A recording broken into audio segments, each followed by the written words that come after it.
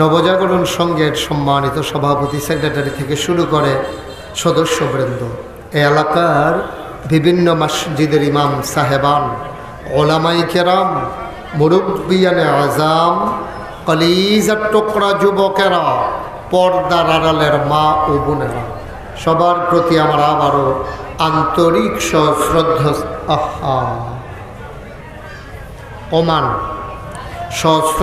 সালাম। আসসালামু আলাইকুম ওয়া রাহমাতুল্লাহি ওয়া বারাকাতুহু। অনেক বছর আগে না আয়োজন করেও আর করা হলো না, নানান প্রতিকূলতার কারণে। যারা কোরআনের আওয়াজকে বন্ধ করে দিতে চেয়েছিল, আজকে ওরা হারিয়ে গেছে, কোরআনের আওয়াজ ঠিক ঠিক রয়ে গেছে। যিনি আমাদেরকে এ অনুকূল পরিবেশে, অনুকূল মনোরম আবহাওয়ায়, অনুকূল পরিবেশে যিনি দ্বীনের কথা শোনার তৌফিক এনায়েত করেছেন। জায়গাটা একেবারেই বেশি ছোট হয়ে গেছে না, কিন্তু কিছু করারও নাই, কাছাকাছি আর বড় জায়গাও নাই। আবার ইনশাআল্লাহ ভবিষ্যতে যখন আসবো, কোনো জমিনে যদি আয়োজন করা যায়, তখন লম্বা করে বড় করে সময় নিয়ে। আজকে আমার সময়ও ছিল না, কিন্তু আসার খুব দরকার ছিল, সময় ছিল না, কিন্তু আসার খুব প্রয়োজন ছিল। এজন্য সময় না থাকার পরেও মাগরিবের পরের সময়টাকে বেছে নেওয়া লেগেছে। ইনশাআল্লাহ আবার আসবো, সময় নিয়ে কথা বলবো। সেই পর্যন্ত আল্লাহ যেন আমাদেরকে বাঁচিয়ে রাখেন। সবাই পড়েন আমিন। বন্ধুগণ, লম্বা সময় কথা বলার সুযোগ পাবো না, একেবারে কিছুক্ষণ পরেই ছেড়ে দেবো, বিষয়টা এমন না, একটা বিল মতো ইনশাআল্লাহ। যাদেরকে গেইটের কাছে রাখা হয়েছে, গেইটের কাছে যাদেরকে রাখা হয়েছে আওয়াজ না করার জন্য, আপনারা বোধহয় ভুলে গেছেন, আপনারা উল্টাটা করতে আসেন না। বেড়া দিছে খেত না খাওয়ানোর লেগে, এখন বেড়ায় খেত খাওয়ান শুরু করছে। ছাগল আর খাইব কোন সময়, বেড়ায় খেত খাবার শুরু করছে, যে কারবার যাইতে আছে। লোকজন শুধু শুধু চেষ্টা করেন না, যারা যেমনে পারে বসুক, নাইলে দাঁড়াই থাকুক, নাইলে বাইরে থাকুক, সবার জায়গা হবে না, এটা আশা করে লাভ নাই। তারপরেও লোকজন অনেক কষ্ট করতেছেন। আমরা একটু সবর এখতিয়ার করি, চুপচাপ নিরিবিলি পিনপতন নিস্তব্ধতার মাঝে আমরা কথা শুনবো ইনশাআল্লাহ। সবাই পড়েন আমিন। জোরে পড়েন, আরো জোরে। বন্ধুগণ, আল্লাহ তাবারক ওয়া তাআলা এই দুনিয়ার ভিতরে খুব খেয়াল, গভীর মায় ছেলে, আয় তুমি ওইখানে কি দেখতেছো? ওয়াজ হেন হেন সাই রুচি করতে, তুমি বন্ধ করো, মা মোবাইল বন্ধ করবো না, তুমি এটার দিকে চাইবা না আমারই চাইবা, বন্ধ করো, পকেটে ঢুকাও মোবাইল। পরে রেকর্ড অনেক হাজার হাজার ওয়াজ আছে ইউটিউবে, তুমি কয়টা দেখবা? তুমি এই ইউটিউবে যেন সাউন্ড না লাগে, লেগে এমনি আইলাম, তো ভিতরে যদি চাইয়া থাকেন তো আর বাড়ি শিগিরটা। সবার মোবাইল বন্ধ করেন যারা ধরে রাখছেন। আপনারা না ওয়াজ শুনতেছেন না, রেকর্ড হচ্ছে, দুইটার একটাও হচ্ছে না। ওই যে ওই লোক বোধহয় শুনে না, না? সবার মোবাইলগুলো দয়া করে বন্ধ করে পিন পতন নিস্তব্ধতায় মাছের মতো নিষ্পলক নয়নে খরগোশের মতো কান খাড়া করে আমার দিকে তাকিয়ে তাকিয়ে কথা শুনতে হবে ইনশাআল্লাহ। মোবাইলের দিকে বারবার চাওয়ার সুযোগ নেই। এই ঘুরে বসেন, হুজুর ঘুরেন, আপনারাও ঘুরেন। ওয়াজ এখন চাইয়া দিছে, হ্যাঁ নমুনায় কই নির্বাচন করবো, হ্যাঁ ঘুরের ফেল চাইয়া দিছে, ঘুরেন, আপনিও ঘুরেন, মুরব্বী ওইদিকে ঘুরে আসেন। হ্যাঁ মাশাআল্লাহ, সবাই পড়েন আমিন। জোরে, আরো জোরে। যে কথাটুকুন বলছিলাম, খুব খেয়াল, খুব খেয়াল করে শুনেন। দুনিয়ার ভিতরে আমাদেরকে যিনি মানুষ বানিয়েছেন তিনি কে? এই আল্লাহ তাবারক ওয়া তাআলা মানুষ বানিয়েছেন। এই আল্লাহর বুদ্ধি মানুষের চাইতে কম না বেশি? তুলনা চলে না, তুলনাহীন। তিনি অসীম জ্ঞানের অধিকারী, যার কোনো সীমা পরিসীমা নাই। তিনি হচ্ছেন সেই জ্ঞানের অধিকারী। এবার বলেন, মানুষ কোন পথে চললে ভালো হবে, এটা কি মানুষ জানে না আল্লাহ জানেন? আল্লাহ, আল্লাহ জানেন। মানুষ, আপনার এমনি জায়গা লইয়ে, হুতনের জায়গা লইয়ে বইয়ে রয়েছেন, হ্যাঁ তারা, আমি তো খেয়াল করছি না তখন। কারবার দেখছ, তাড়াতাড়ি করেন, দেখো কারবার এর দূর বুদ্ধি আল্লাহ দিছে না। হ্যাঁ, এটার কথা তো আমি কইতে আছি। হ্যাঁ, সবাই সামনে আসেন। আহা, দেখছো নি কারণ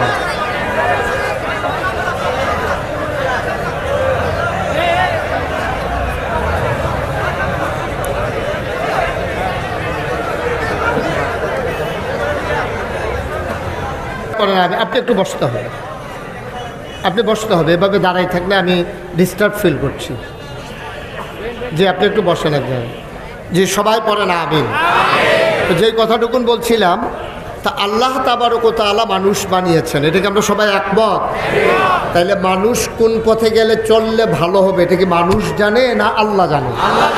আল্লাহ তাবারক ওয়া তাআলা। এই জন্যে এই কোরআনুল কারীম 30 পারা কোরআন পাঠিয়েছেন। সময়ের ব্যবধানে, কালের পরিক্রমায় তিনি ধীরে ধীরে প্রয়োজন অনুপাতে এই কোরআনুল কারীমের 30 পারা 114 সূরা 6666 আয়াত পর্যায়ক্রমে ধীরে ধীরে নাজিল করেছেন।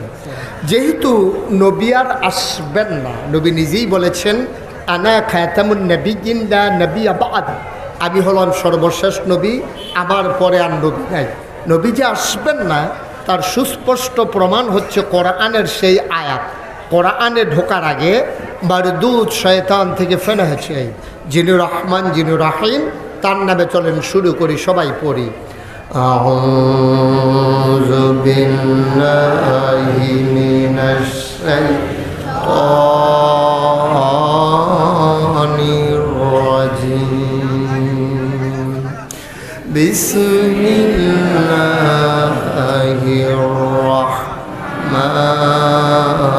রাহমানির রাহিম। اليوم أكملت لكم دينكم وأتممت عليكم نعمتي ورضيت لكم الإسلام دينا। আল্লাহ রাব্বুল আলামিন তার বন্ধু নবীর মাধ্যমে জানিয়ে দিলেন, দুনিয়ার মানুষ শুনো শুনো শুনো, এই আয়াতটা যখন নাজিল হয়েছে ওই দিনটা ছিল ইয়াউমুল আরাফা, দিনটা ছিল ইয়াউমুল জুমআ, দিনটা ছিল আরাফার দিন, দিনটা ছিল জুমাবার। এদিন যেদিন এই আলোচনা তিনি করেছিলেন ওই ময়দানটার নাম ছিল আরাফার ময়দান। উপস্থিত লোক সংখ্যা ছিল 1,24,000, মতান্তরে 1,25,000। বলো সুবহানাল্লাহ। 1,25,000 সাহাবার সামনে আল্লাহ নবী একটা ডাক দিলেন। কোনো মাইকের ব্যবস্থা ছিল না, কোনো সাউন্ড সিস্টেম ছিল না, তিনি খোলা মুখে একটা ডাক দিলেন। সাহাবায়ে কেরাম কয়, প্রথম মানুষটা যেমন শুনেছে, একেবারে শেষ মাথায় যে মানুষটা ছিলাম আমরাও ঠিক হুবহু একরকম আওয়াজ শুনেছি। আল্লাহ নবী ডাকে কয়, শোনো, এইমাত্র আয়াত নাজিল হয়েছে, আল-ইয়াউমা আকমালতু লাকুম দীনাকুম।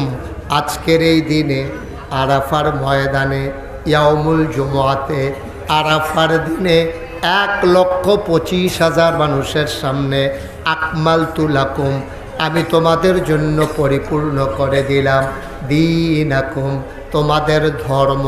ওয়া আতমামতু আলাইকুম নি'মাতি, তোমাদের জন্য আমার দেয়া নিয়ামত যথেষ্ট করে দিলাম। ওয়া রাদিতু লাকুমুল ইসলাম দীনা, আর তোমাদের জন্য আল্লাহর পক্ষ থেকে মনোনীত একটা ধর্ম দেওয়া হলো, তার নাম হলো ইসলাম। বলো সুবহানাল্লাহ। তাইলে আমাদের রবকে, দিন কি? নবী মুহাম্মদুর রাসূলুল্লাহ সাল্লাল্লাহু আলাইহি। নবীর নাম শুনলে কি পড়তে হয়? দুই একবার না বারবার, দুই একদিন না প্রতিদিন, দুই এক সপ্তাহ না প্রতি সপ্তাহ, দুই এক মাস না 12 মাস, দুই এক বছর না সারা জীবন আমরা পড়ব সাল্লাল্লাহু আলাইহি ওয়াসাল্লাম। দিন পরিপূর্ণ, নিয়ামত যথেষ্ট, আর পরিপূর্ণ ইসলাম। দিনের নাম হচ্ছে ইসলাম। এই জন্য মাগরিবের পরে, ফজরের পরে আমরা যারা মাসনুন ওজিফা আদায় করি, যে দোয়াগুলো নবীজি শিখিয়ে দিয়েছেন এর ভিতরে একটা দোয়া আছে, রাদিতু বিল্লাহি রাব্বাও ওয়া বিল ইসলামি দীনাও ওয়া বিমুহাম্মাদিন সাল্লাল্লাহু আলাইহি ওয়াসাল্লাম নাবিয়্যাও ওয়া রাসূলা। সুবহানাল্লাহ বলবেন না? তাইলে দিন যেহেতু পরিপূর্ণ, নিয়ামত যেহেতু যথেষ্ট, তাইলে প্রমাণ হয়ে গেল দিন পরিপূর্ণ হয়ে গেল। আর পরিপূর্ণতার জন্যেই নবী এসেছিলেন। তাইলে প্রমাণ হয়ে গেল যে এই জমানা, এই দুনিয়াতে মানুষ থাকবে, কিয়ামত পর্যন্ত মানুষ আসবে, কোনোদিন আর একজন নবী রাসূল আসবেন না। ঠিক কিনা? আমরা একমত সবাই? এই জন্যে নবীর তিনটা বিখ্যাত উপাধি, তিনি ইমামুল মুরসালিন, তিনি খাতামুন নবিয়্যিন, তিনি রাহমাতুল লিল আলামিন। তার বিখ্যাত উপাধি হচ্ছে তিনি খাতামুন নবিয়্যিন। তার মাধ্যমে নবুয়তের দরজা বন্ধ। নিজেও বলেছেন, আনা খাতামুন নবিয়্যিন লা নবিয়্যা বাদি, আমি সর্বশেষ নবী, আমার পরে আর নবী নাই। সুবহানাল্লাহ বলবেন না? নবী আর আসবেন না, প্রমাণ হয়ে গেল। কিন্তু আল্লাহ তো মানুষ বানাবেন। এই মানুষগুলো কেমন করে সঠিক পথের দিশা পাবে, কেমন করে মানুষগুলো জান্নাতে যাবে, কেমন করে মানুষগুলো অন্ধকার থেকে আলোতে আসবে, কেমন করে মানুষগুলো গুমরাহি থেকে হেদায়েতে আসবে, কেমন করে মানুষগুলো কুফর থেকে ইসলামে আসবে, জানানোর জন্যে আল্লাহ তাবারক ওয়া তাআলা যুগে যুগে যে নবী আর রাসূল পাঠালেন। আমরা এইমাত্র শুনলাম নবী আর আসবেন না, তাইলে মানুষ তো আসবে। আসবে না কি আসবে না? কবে ১,৫০০ বছর আগে নবী এসেছেন, এই জমানায় আমি মুশতাক হয়ে যে এসেছি, আপনারা সবাই এসেছেন। এখন নবী নাই, কিন্তু আমরা জান্নাতে যাওয়ার আশা করি, জান্নাতের পথ পেতে চাই, জাহান্নাম থেকে বাঁচতে চাই। কে করবে এই কাজ? নবীর ইন্তেকালের আগে আল্লাহর নবী ঘোষণা দিয়ে দিলেন, আল উলামা ওয়ারাসাতুল আম্বিয়া, উলামায়ে কেরাম নবীর ওয়ারিস। যেই কাজটা আমি করতাম, আমার পরে ওই উলামায়ে কেরাম সেই কাজ করবে। ঠিক কিনা? উলামায়ে কেরাম মসজিদের জুমার নামাজের আগে খুতবায়, ওই ময়দানের ওয়াজে, মাদ্রাসার ক্লাসে, ওই বিভিন্ন আলোচনায় নানানভাবে মানুষকে দ্বীনের পথে ডেকে ডেকে আনবে। যেখান থেকে আনবে সেই ময়দান, সেই মাহফিলের মঞ্চ যদি মাহফিলগুলো বন্ধ করে দেওয়া হয়, তাইলে বোঝা গেল মানুষকে জান্নাতে যাওয়ার ব্যবস্থা বন্ধ করে দেওয়া হয়। ঠিক কিনা? এইটাই হয়েছে গত 17টা বছর ধরে।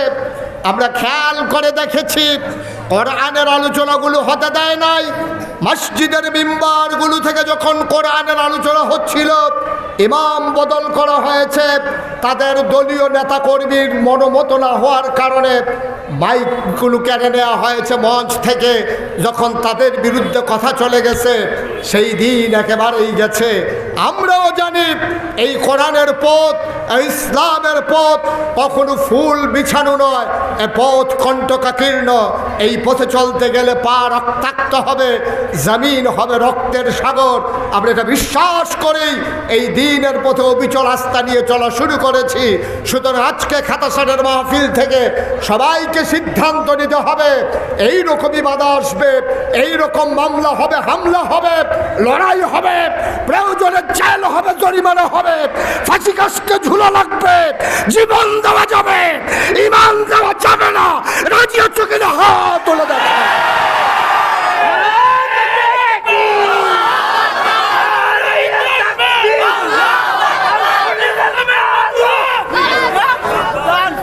সবাই পড়ে না আমিন?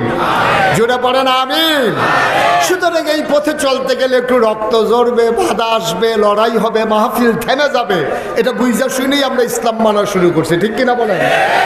পথটা খুব কুসুমাস্তীর্ণ হবে, ফুল বিছানো হবে।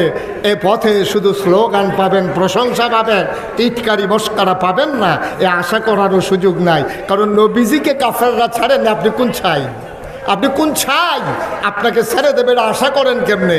১,৫০০ বছর আগে নবীজিকে কাফেরেরা ছাড়েন নাই, আপনাকেও কাফেরেরা ইসলামের বিরোধী শক্তি ছেড়ে দেবে না। এটাই হচ্ছে বাস্তবতা।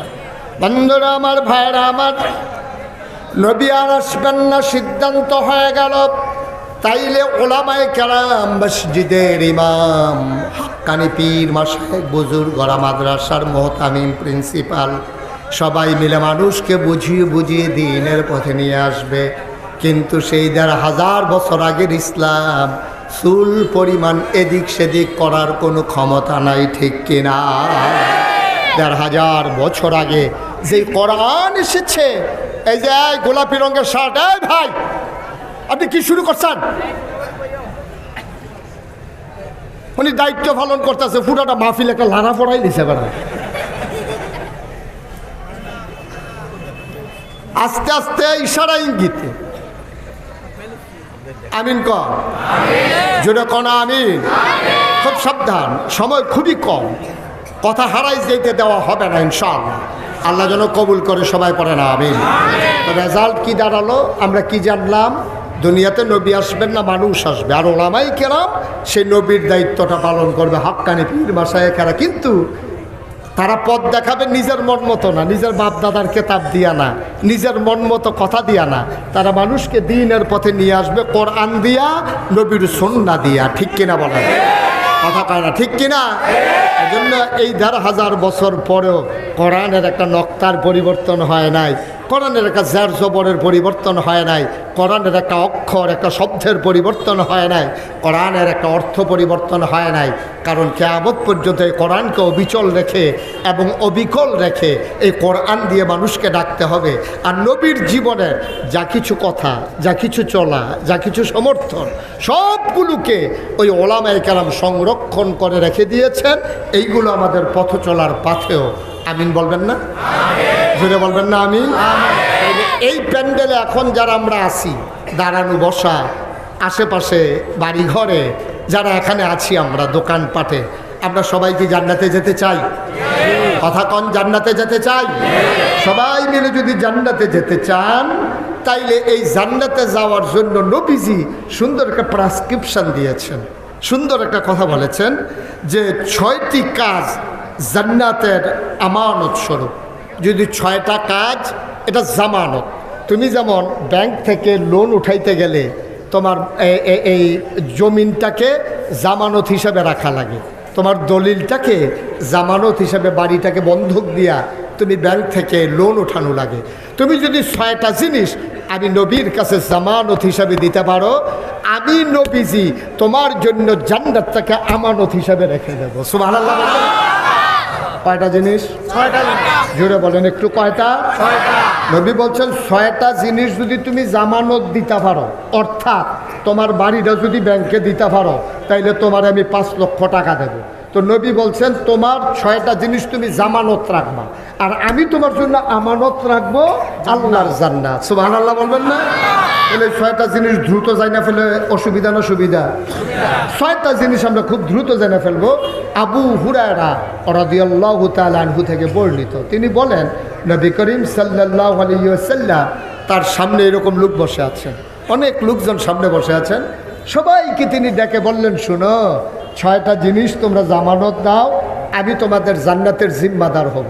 তা আমরা যেমন পেরেশানি নেই, ওনাদের পেরেশানি ছিল, ওনারা জান্নাত চিনছে, জাহান্নাম চিনছে, আল্লাহর ভয় ছিল, তারা বিশ্বাস করত।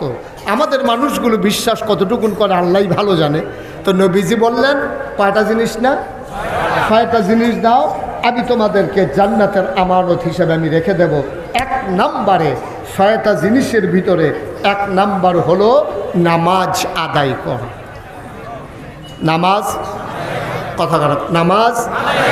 এখন যে সবাই, আমি যখন জিজ্ঞেস করলাম জান্নাতে কি যেতে চান, সবাই চিৎকার করে দিচ্ছেন, শুধু হাত উঠাইতে বলি নাই বইলা বললাম, উঠান নাই। কিন্তু এই প্যান্ডেলটার ভিতরে এখন যারা আছেন, মাগরিবের নামাজ কারা কারা পড়েন নাই, যদি আমি এখন জিজ্ঞেস করি আর সত্য যদি বলেন আর কি, তাইলে অর্ধেকের বেশি হাত উঠবে যে মাগরিবের নামাজ আপনি পড়েন নাই। যে ঠিক কইছে হ্যান দিয়ে মনে হয় শুরু হয়েছে। না না, উনি ওই অন্যটারে উৎসাহিত করার লেগা কইছে, উনি নামাজ ছাড়ুন না, বেড়া না, উনি আন্দাজ করছে আমারটার লগে মিলছে ওনার, ঠিক কিনা কন? আসলেও বাস্তবতাও তাই, অর্ধেকের বেশি মানুষ এখানে আমরা মাগরিবের নামাজ পড়ি নাই। হ্যাঁ, কথা বললাম না, অর্ধেকের বেশি নামাজ আমরা মাগরিবের পড়ি নাই, এবং এশার নামাজ পড়ব না, এটার উপরে মোটামুটি নিশ্চিত আছে অর্ধেকের বেশি মানুষ। তা আল্লাহ বলছেন যদি জান্নাতে যেতে চাও 6টা জিনিস জামানত লাগবে। 1 নম্বরে যেটা কইছে এটাই তো অর্ধেকের নাই, অর্ধেকের তো এটাই নাই, আরও 5টা তো বাকিই রয়ে গেছে। এখন যদি এইটাই না থাকে তা আপনি কেমনে ঋণ পাবেন কেমনে? আপনার যখন কইছে যে ভাই আপনি এই কাগজপত্র নিয়ে আসেন তাহলে আপনাকে লোন দেওয়া হবে, আপনার কাগজ ছাড়া গিয়ে যদি সারাদিন খেরুই থাকেন আপনি দিত না, তো দিত না। ওই যে যুদ্ধে কথা শুনেন মন দিয়া, যুদ্ধের ভিতরে বাহিনী পরাজিত হয়েছে, সেনাপতিকে রাজমশাই ডাইকাই না কয় যুদ্ধে হাল্লা কেন, আমার কি কম আছে? গোলা বারুদ কম আছে না বন্দুক কম আছে না সৈন্য কম আছে না ক্যাডার কম আছে? ফিটাফিটি করুন না, সব আছে। এরপরে ফলাফাইনি আবার জিতে কেমনে? ফলাফাইনি এরপরে ফিটাফিটি করে জিতে কেমনে? তখন পুলিশে কয় স্যার গুল্লি যে একটারে করিয়ে একটাই পরে আবার এসে আরেকটা দাঁড়ায়, কেউ দৌড় দেয় না। সুবহানাল্লাহ বলবেন না? তো পরে দিতে হবে না, তো হবে কি? গুলি করি একটারে পরে একটাই, এই জায়গাতে আরেকটাই দাঁড় করে, কিন্তু কেউ তো দৌড় দেয় না। তো এই জাতিরে পরাজিত করবে কেমনে? এই জন্য পারে না। তো রাজমশাই এসে জিজ্ঞেস করছে সেনাপতিরে আমরা কেন হারলাম, যুদ্ধে আমরা হেরে গেলাম কেন? তখন সেনাপতি বলতেছে স্যার 101টা কারণ আমি বার করছি। কয়টা কারণ? সবাই কথা কয় না, কয়টা কারণ? মঞ্চে যারা আছে তারা না কইলেও সারবো, তারা যে হুইতালাইছে না এটাই তো বেশি গেল। মঞ্চ বালিশ দে সবাই একটু কথা কইেন, আমিন কর।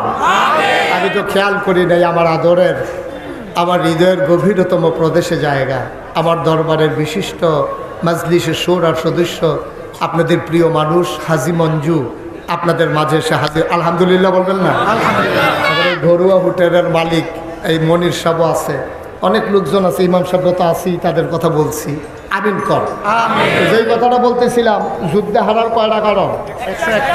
আরে কথা কয় না তো। রাজমশাই কয় 1 নাম্বারটা কয় 1 নাম্বার কারণ হইল আমরা যে গোলা বারুদ দিয়ে যুদ্ধ করব, গোলা বারুদ সব পানিতে ভিজা গেছে। রাজমশাই গাল লাগতো না, একটা এসার এই একটা এসার বার 100টা রাখা দাও, সেই একটা কইছো এরপরে আর যুদ্ধে জিতনের তো কোনো সম্ভাবনা নেই, গোলা বারুদ সব পানিতে ভিজে গেছে, তো গুল্লি করার ক্ষমতা নেই, তোমরা আর জিতবা কেন? তোমরা যে মাইর খাইয়া বাইতেইছো না, এটাই তো বেশি, ঠিক কিনা কান? তাইলে আমরা 6টা জিনিস যদি জামানত রাখতে পারি, আল্লাহ নবী জান্নাত আমানত রাখবে। তাইলে 1 নাম্বারে যখন ধরা খাইছি বাহি 5টার আর দরকার নাই, রেডি হয়ে গেলাম জাহান্নামে যাওয়ানোর লিগে, জান্নাতে যাওয়ার আর কোনো সম্ভাবনা আমাদের, ঠিক কিনা কন? তাহলে কয়টা না কথা না, কয়টা? 1 নাম্বারে হলো বন্ধুরা আমার, ভাইরা আমার, একটা মানুষ যখন কয় লা ইলাহা ইল্লাল্লাহ মুহাম্মাদুর রাসূলুল্লাহ, আমি বিশ্বাস করে নিলাম আল্লাহ ছাড়া কোনো ইলাহা নাই, আল্লাহ ছাড়া কোনো মাবুদ নাই, আল্লাহ ছাড়া কোনো মাশুক নাই, আল্লাহ ছাড়া কোনো মওজুদ নাই, আল্লাহ ছাড়া কোনো মাকসুদ নাই, আল্লাহ ছাড়া আবার কেউ নাই।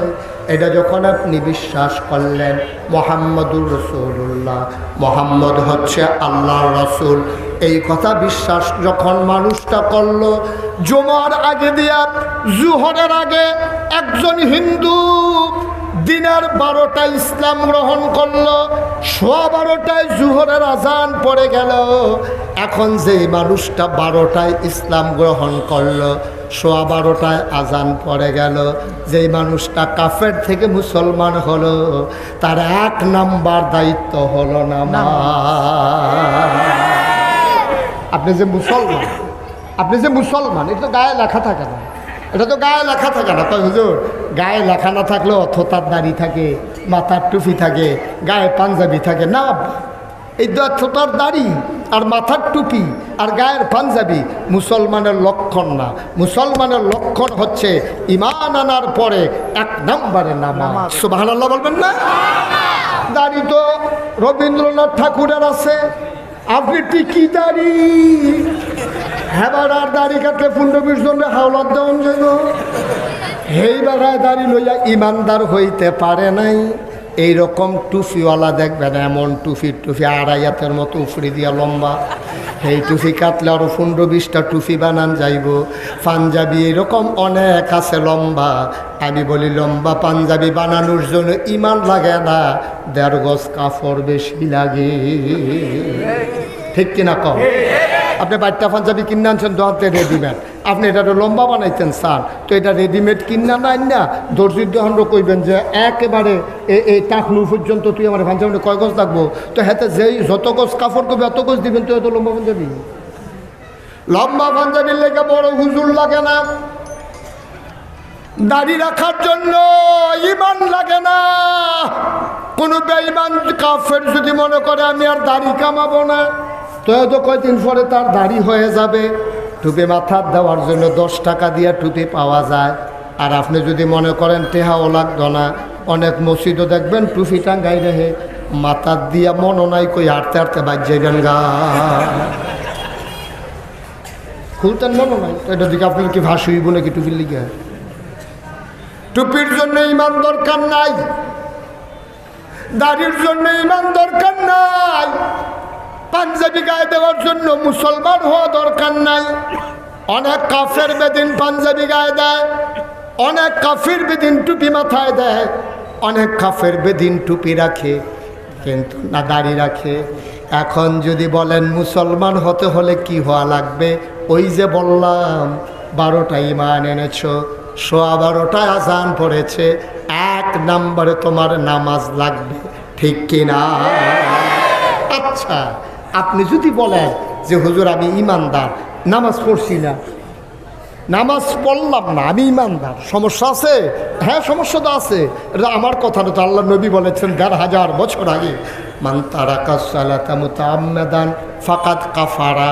নবীজি কয় যে ব্যক্তি হাসতে হাসতে ইচ্ছাকৃত নামাজ ছেড়ে দিয়েছে, ইচ্ছা করে যে ব্যক্তি নামাজ ছেড়ে দিয়েছে, নামাজ ছাড়া যাবে কয়েকটা কারণে। তুমি বেহুশ হয়ে গেছো, তোমার হুশ নাই, তোমার নামাজ তোমার উপরে তখন আর ফরজ নাই, তুমি ঘুমিয়ে পড়েছ, ডাকার মতো কেউ নাই, নির্জন নিরিবিলি কোনো বনভূমিতে কোনো মরুভূমিতে তুমি একাকী ঘুমিয়ে পড়েছ, তোমার ডাক দেওয়ার কেউ নাই। তুমি নামাজ না পড়লা কেন, এটার জন্য তোমার জবাব দিতে হবে না, যেহেতু তোমার ডাকার কেউ ছিল না। তুমি পাগল, তোমার নামাজ পড়া লাগবে না। তুমি নাবালক, তোমার নামাজ পড়া লাগবে না। নাবালক, পাগল, ঘুমন্ত, আর হইল যে মানুষ, হ্যাঁ কি অজ্ঞান, বেহুশ। Thank you. এই যে মনে রাখছে, উনি না থাকলে তো ওয়াল ডাকায় তুই গেল কইল মার হাবা কয় না রে।